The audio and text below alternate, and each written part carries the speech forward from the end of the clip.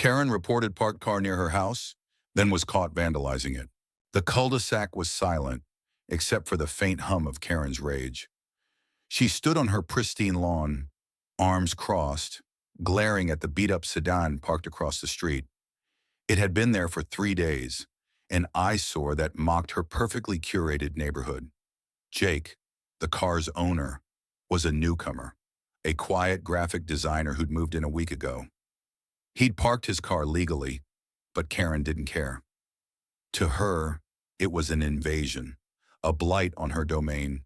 She'd already called the city to complain, her voice sharp as she demanded a tow truck. It's an abandoned vehicle, she'd snapped, though she knew Jake lived just 2 houses down. The city, unimpressed, told her it was legal. That's when Karen's patience snapped like a brittle twig. Her mornings began with venom. She'd sip coffee on her porch, staring daggers at the car, muttering about riffraff ruining the neighborhood. Neighbors noticed her obsession but stayed quiet. Karen had a reputation. Last year, she'd gotten a kid's lemonade stand shut down for unpermitted commerce. The year before, she'd reported a dog for barking too loudly. Everyone knew Karen's wrath was a force of nature, unstoppable and petty. Jake, meanwhile, was oblivious. He spent his days sketching logos, earbuds in, unaware of the storm brewing across the street. His car, a 2003 Honda with chipped paint and a dented fender, wasn't much, but it was his. He'd been saving for repairs, but life as a freelancer was tight. The car stayed parked while he worked, waiting for a paycheck to cover a new tire. Karen's complaints escalated. She left notes on Jake's windshield, first polite, then venomous. "Move your junker or else read one," scrawled in red marker. Jake, confused, assumed it was a misunderstanding. He knocked on Karen's door to explain, but she slammed it in his face, shouting, "This is my street." He shrugged, figuring she'd cool off. She didn't. By day 4, Karen's fury had festered into a plan. Late at night, she slipped out, a can of red spray paint in hand. The street was dark, the only light from a flickering street lamp. She shook the can, her heart pounding with righteous indignation, and sprayed move across Jake's hood. The paint hissed, a scarlet accusation. She didn't stop there. Grabbing a rock from her garden, she scratched long, jagged lines along the car's side, each scrape feeding her satisfaction. For good measure, she knelt and slashed a tire, the air hissing out like a dying breath. As she stood, admiring her work, a light flicked on across the street. Mrs. Delgado, an elderly widow who'd lived there for decades, peered out her window. Karen froze, then scurried back to her house, convinced she'd gone unseen. Mrs. Delgado, however, had sharp eyes and a sharper memory. She'd seen Karen's silhouette, the glint of the spray can, and the rock in her hand. Quietly, she dialed Jake's number. The next morning, Jake stepped outside and stopped dead. His car looked like it had been mauled. Paint dripped like blood. Scratches marred the doors, and the tires sagged pathetically. His stomach churned not just at the damage, but at the malice behind it. Mrs. Delgado shuffled over, her cane tapping the pavement. "I saw her," she whispered, glancing at Karen's house. "Karen did this. Last night, around midnight." Jake's shock turned to anger, but he kept his cool. "You sure?" he asked. Mrs. Delgado nodded, her eyes fierce. "I've known her type for years. She thinks she owns this street." Jake thanked her and pulled out his phone, checking the security camera he'd installed above his garage. Sure enough, there was Karen, caught in grainy footage, vandalizing his car with gleeful precision. The timestamp read 12:07 a.m. Word spread fast. By noon, the neighborhood was buzzing.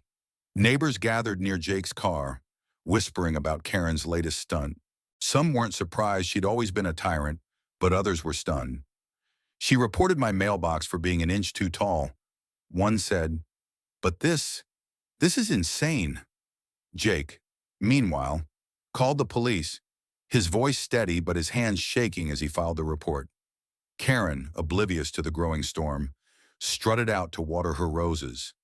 She noticed the crowd and smirked, assuming they were admiring her handiwork. About time that junker got what it deserved. She called out, expecting nods of agreement. Instead, silence fell. Faces turned. Eyes narrowed. Jake stepped forward, holding his phone. "Karen," he said, his voice calm but cutting. "Care to explain this?" He played the footage. Karen's smirk vanished as her own image filled the screen. Spray can in hand, rock scraping metal. The crowd gasped. A teenager snickered. Busted Karen's face flushed crimson. "That's not me," she stammered. But the lie was flimsy. The footage was clear, her silhouette unmistakable under the street lamp. Then came the twist. Mrs. Delgado, hobbling forward, raised her voice. "I saw you, Karen, and I'm not the only one." She gestured to a young girl, maybe 10, standing shyly behind her. It was Lily, Mrs. Delgado's granddaughter, who'd been staying over. Lily saw it too. Mrs. Delgado said. She was up late, drawing by the window. "Tell them, sweetheart." Lily, clutching a sketchbook, stepped forward. "I saw her spray the car," she said softly, her voice trembling but firm. "I drew it." She opened her sketchbook, revealing a detailed pencil sketch of Karen mid-vandalism. The spray can vivid, the car's scratches stark. The crowd murmured, some pulling out phones to snap pictures of the drawing. Lily's innocent testimony hit harder than any camera footage. A child had caught Karen's cruelty, immortalizing it in pencil. Karen's bravado crumbled. "You're all ganging up on me," she shouted, her voice shrill. "This is my neighborhood, I keep it clean. Unlike you people." But her words drowned in the crowd's outrage. Neighbors who'd once feared her now spoke up. "You reported my son's bike for being on the sidewalk," one yelled. "You tried to get my dog taken away," another added. Karen's reign of petty terror was unraveling. The police arrived, 2 officers stepping out of a cruiser. Jake handed over the footage, and Lily showed her sketch. The officers watched, their faces hardening. "Ma'am," one said to Karen, "you're coming with us." Karen sputtered. "This is outrageous. I'm the victim here." But the handcuffs clicked, and the crowd erupted in cheers. As Karen was led to the cruiser, she tripped on the curb, her pride bruised as much as her shins. Jake didn't gloat. He felt no joy, only relief. His car was wrecked. But the truth was out. The neighbors rallied, offering to help with repairs. Mrs. Delgado brought him coffee, and Lily shyly handed him a new sketch, a portrait of his car. Whole again, parked proudly. "I drew it how it should be," she said. Jake smiled, his anger easing. Karen faced charges, vandalism, property damage, and a hefty fine. The judge, unimpressed by her tearful excuses, ordered community service cleaning, graffiti off public property. The irony wasn't lost on anyone. Karen, once the neighborhood's self-appointed enforcer, now scrubbed walls under supervision, her red spray paint a bitter memory. The cul-de-sac healed. Jake's car was fixed, crowd-funded by neighbors who'd had enough of Karen's tyranny. Mrs. Delgado became a local hero, her sharp eyes and Lily's sketch the talk of the street. Karen, meanwhile, kept her blinds drawn, her roses wilting. Her power was gone. Her name now a cautionary tale. What do you think? Was Karen's vandalism a step too far? Or did she have a point about keeping the neighborhood perfect? Share your thoughts. Where do you draw the line between justice and pettiness?